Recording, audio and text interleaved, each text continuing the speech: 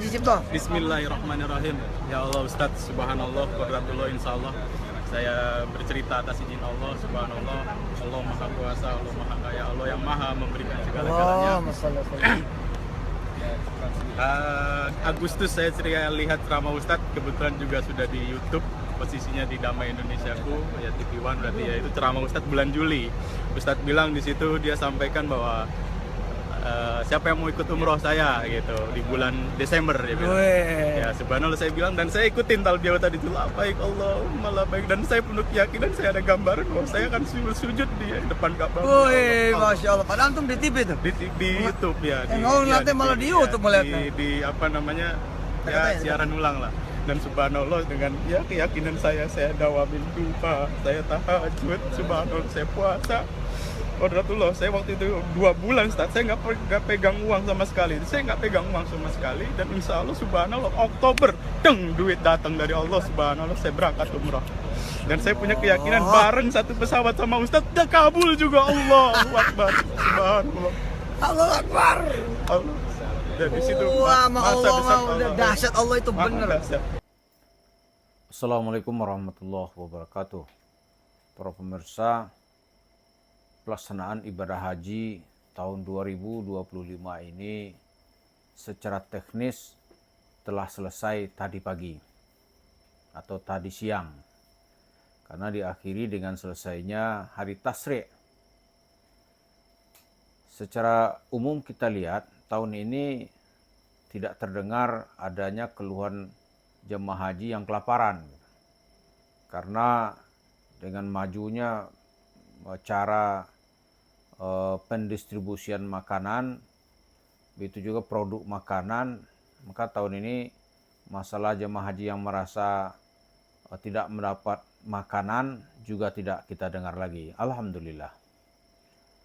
Dan tahun 2026 nanti pelaksanaan ibadah haji tidak lagi diserahkan kepada Departemen Agama, tapi pemerintah akan membentuk badan urusan haji yang independen, yang tanggung jawabnya kepada Presiden. Tapi seperti apa real turunannya sampai sekarang masih sedang digodok dan dibicarakan. Tapi yang menarik buat kita, ya, haji ini kan dalam tanda kutip mungkin ibadah gitu. Tapi pada sisi yang lain juga sebuah bisnis yang sangat besar. Bayangkan ya, kalau Indonesia haji yang dari pemerintah saja, yang dikoordinir pemerintah itu jumlahnya ada 230.000 orang. Bayangkan, itu dengan ongkos naik haji sekarang ini, kalau haji reguler itu kan sekitar 88 sampai 90 juta. Berapa itu putarannya? Karena itu menarik bagi banyak orang untuk ikut cawe-cawe dalam bisnis haji. Nah, tahun ini kita lihat juga ada sisi lain yang membuat kita miris gitu. Yaitu banyaknya travel yang telah mengupayakan apa yang disebut dengan haji furada, tetapi tahun ini visanya banyak yang tidak keluar gitu. Maka kita tidak tahu bagaimana nasib travel yang sudah membayar untuk satu visa itu ribuan dolar. Ya, sekarang visa tidak keluar, orang tidak bisa naik haji. Ada yang sudah sampai di Jeddah tapi tidak boleh masuk ke Mekah dan ke Arafah gitu. Nah, di tengah seperti ini, apakah Yusuf Mansur ingin pula cawe-cawe ngurusin haji gitu? Ya kan? Biasanya di mana duitnya banyak, Yusuf Mansur tuh tahu aja dia tuh. Maka dibikinnya lah komentar-komentar, video-video seolah-olah dia pihak yang berkompeten di dalam menangani satu bidang. Ya kan? Mulai dari urusan Koperasi Merah Putih, Yusuf Mansur menampilkan Kopindo. Ya. Tapi orang menganggap ini sebuah dagelan gitu. Apa sih ceritanya nih gitu. Nah, untuk persoalan haji ini, sebaiknya Yusuf Mansur menyelesaikan dulu kasusnya, yaitu kan ada katanya paket umrah merdeka gitu. Dia telah meraup, ya biasa dikaitkan juga dengan paket dengan Paytrend. Satu orang tuh bayar 10 juta. Jumlahnya yang terdeteksi itu sudah 7.426 orang. Itu bayar itu 10 juta. Taruh ada 10 juta orang gitu. Berarti kan 100 miliar. Terus ada yang berangkat nggak? Nggak ada. Jadi kalau kita melihat Yusuf Mansur pada cara-caranya itu untuk nimpe atau nilap duit umat Islam gitu. Ini saya kira orang nggak akan pernah lagi percaya kepada Yusuf Mansur. Nah sekarang kalau pengen bisnis haji, ya berangkat dulu lah orang-orang ini gitu. Itu kan 7.000, ya kan, 426 orang. Itu kan lah bayar luang DP-nya. Jangan dicarikan masalah, lunas dulu baru berangkat. Orang bilang kapan berangkat baru dilunasi. Ini tanggal berangkatnya nggak ada gitu. Itu banyak tuh para pemirsa, 7.000-an itu. 7.000 kalau satu pesawat tuh 350 orang gitu. Berarti ada 20 pesawat. 20 pesawat mesti disediakan Yusuf Mansur. Dan sebagian orang tuh kan ada orang tuanya tuh udah meninggal gitu. Anak-anaknya pertanyaan gimana? Ya, di sini ya si Ucup dia kan bisa ngeles-ngeles saja. Bayar dulu dong ya. Orang kan udah bayar tanda keseriusan. Bikin dong tanggal berangkat kapan gitu. Kalau ada tanggal berangkat kapan, yang serius tadi kan melunasinya. Itu udah berapa tahun? Ada kali 15 tahun, lebih kali. Nggak ada. Nah sekarang pemerintah mau bicara masalah pelaksanaan haji diserahkan ke badan tersendiri gitu. Saya yakin nih Yusuf Mansur menampilkan itu cerita paket umrah atau masuk surga berjamaah. Ini dia nih orang-orang Yusuf Mansur ini tahu aja itu paket-paket yang gampang nilep dan dapat duit banyak. Ya kan? Diterima duitnya, berangkatnya mah kagak.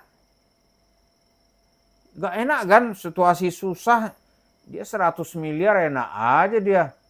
Sudah tuh dia bilang Allah, ya kan, kalau ditanya penuhi urusan Allah, Allah akan memenuhi urusanmu, gitu-gitu aja dia.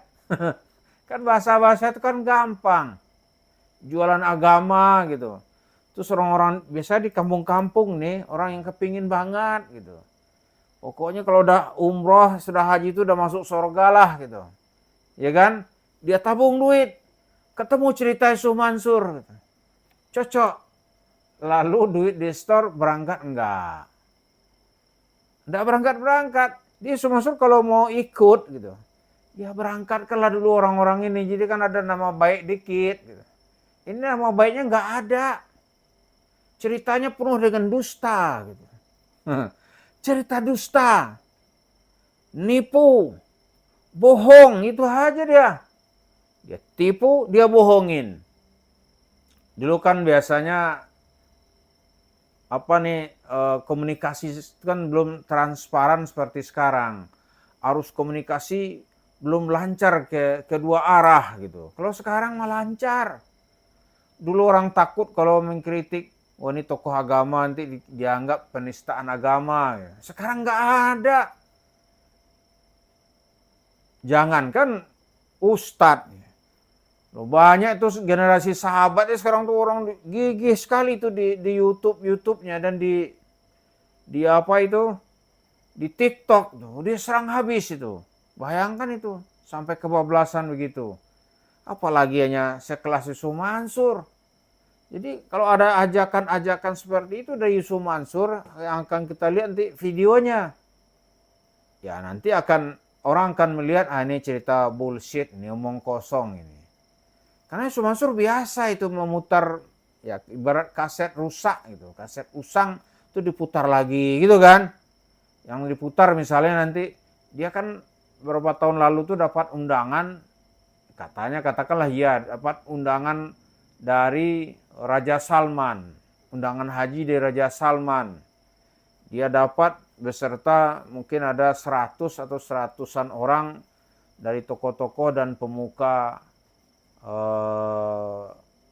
agama dan tokoh pemerintah yang dapat diundang untuk menunaikan ibadah haji. Itu biasa diulang-ulang lagi gitu. Tujuannya apa? Biar pemerintah nanti menarik supaya ikut membantu pelaksanaan haji tahun 2026 dengan badan khusus. Orang nanti juga akan ribut. Kalau ini benar-benar dilakukan, masyarakat akan memberikan masukan dan kritikan. Ini nggak benar ini orang gitu. Kasus lama aja dia nggak bisa selesaikan, masa dikasih lagi masalah baru.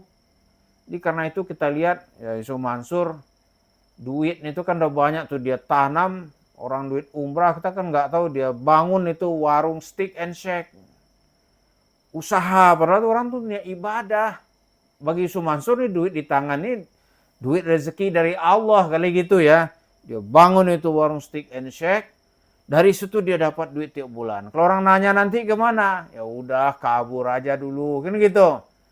Jadi kalau ditanya dia kabur. Sampai orang bosan, ada yang sudah meninggal. Itulah Yusuf Mansur yang ingin melihat kesempatan itu untuk meraup duit masyarakat.